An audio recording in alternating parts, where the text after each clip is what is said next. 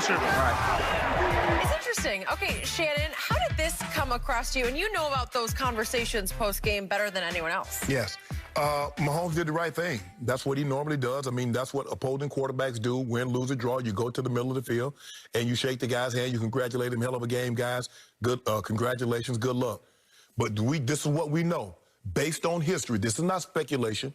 This is not innuendo. This is not conjecture. Nope. Tom Brady loses these games, he does not shake the opposing quarterback's hand. Not once in 3 losses. So that's what we know. That's 100%. 100%. That's 100%. Yep.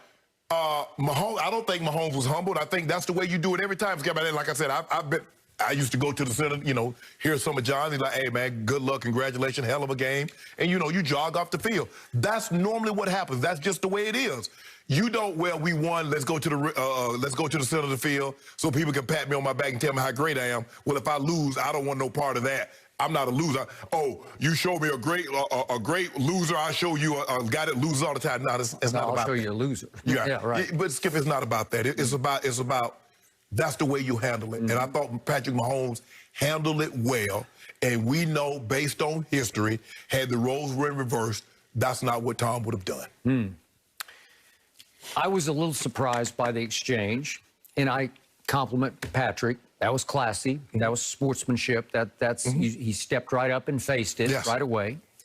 But the exchange was a little colder than I thought it would be, and slightly more awkward than I thought it would be. On both parts. Okay. Because, remember, after the AFC Championship game, again, the one at Kansas City, Brady had pulled it off in overtime with the 3 straight 3rd and 10 conversions, so he was flying high. But he waited a while after the media sessions were over, and he walked down the hall at the Chiefs Stadium, Arrowhead, and basically asked the attendant, could I speak to Patrick? And that's when he told him, you're doing the right things. You're on the right track, and you're going to have a great future in this game. And Andy Reid brought it up, certainly the off week ahead of the Super Bowl. That meant a lot to Patrick, that it validated him because the big guy. Yeah, that's what you want. You want the big guys that do what you do. To say, I thought they had a little more of a connection. No, not in that situation, Skip. Okay. You just try to get off the field because at that point in time, Skip, they're roping it off. Family, they're trying to usher families in there. And I'm surprised, normally it's in the regular season, Skip, you just, hey, man, good luck, congratulations, boom, you gone. Okay. And in a situation like this, it's getting real chaotic. A lot of people are excited, and so that's not the extent of it. There was no hug. Now, maybe that's a COVID thing, maybe because it horrifies me to see him out there with no mask on right now, but at least they got through an NFL season. Hey, Skip, at that point in time, I was surprised to see people at the Super Bowl with masks on. What you going to do if you get COVID now? I know, you ain't no more games. At least that's it. Okay. Exactly. Okay, I got it. But, okay, you got Patrick saying, you're a legend, man. Congrats. It's cool. And then Brady says, you're a stud, bro. Okay. Yeah. Got it. But then Brady's saying, let's keep in touch. It's like what they say in Hollywood, let's have lunch. Right. Well, you know you're not going to have lunch. And it came across like, I don't know that they're going to stay in touch. That's just, hey, man, how you doing, man? We should get together sometime. No, I ain't going to ever see you again. No. So I still say the lead up to the Super Bowl, Patrick got a little full of himself for Brady's taste. And remember, there were some remarks he made about he's one of the greatest, if not the greatest. Right. And he also, there was the one quote that we used the audio of where he said, he's the GOAT. And he sort of drew out GOAT sarcastically. Right. Because the kid thinks, he thinks he's on the way to becoming the GOAT. The way he thinks, Skip, I think he says, well, if I just say he's the GOAT, that's not doing a service to Joe Montana. That's not doing a service to Peyton Manning. And he doesn't want to be, he's not like us. We have to, Skip, we have to be on one side or the other. He has to be a little bit more diplomatic in his approach. You and I, we don't have to be diplomatic. So now to paraphrase Ghostbusters, I ain't afraid of no ghost. Well, he ain't afraid of no GOAT, right? Because he's not. Right. And he went into that game, I'm sure he stepped on the field thinking, I got this. Right? And then he don't got this. And it was very interesting to me, if you watch the clip that you can see on YouTube or wherever you find it on Twitter, Kelsey then runs right up to Brady in the very moment after Patrick departs. And what does Kelsey say? I had a feeling you'd figure it out. Right. He says that to Brady. Right. Congrats, man. Yeah. You know, what was this thing about the congrats on 7? That's all you. That's all you, big guy. Okay.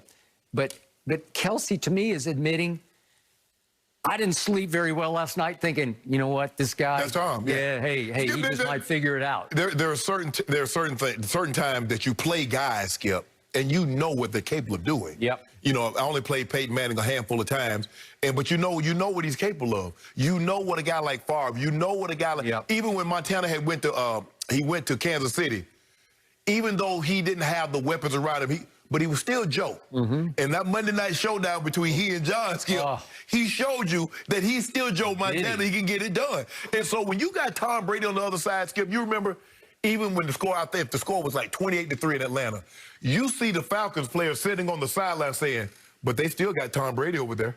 Skip, you're up 28-3. And you say, well, they still got Tom over there. I agree. So that was the impact of just his mere presence. You know what's up with it. Okay, you know what's up. Okay, now back to your biggest takeaway. I cannot argue 1 ounce of this. He's a sore loser. And if you want to dock him for that, if you want to think less of him for that, you got me. And I think you do. That's one, so to speak, chink in the armor, however you want to look at it. I just would like for him to pay the respect that the others give him in victory. That's it. I'm saying you gracious in victory, gracious in defeat. That's it, Skip. I'm not, telling the guy, New England don't put a statue up because he's a poor role model about sportsmanship. I'm not saying Tampa might put a statue up in front of their building. They might. With Tom Brady. He might be a guy that has 2 statues. He'd be like Kobe. Kobe got 2 statues at stable, 1 in 8, 1 in 24. He retired his jersey. He got one statue, but he retired both of his jerseys.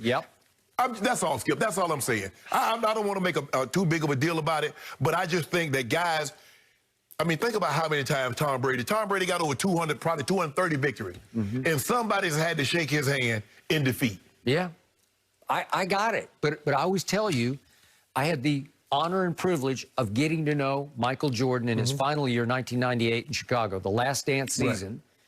And, he's not what I'd call a nice guy. No.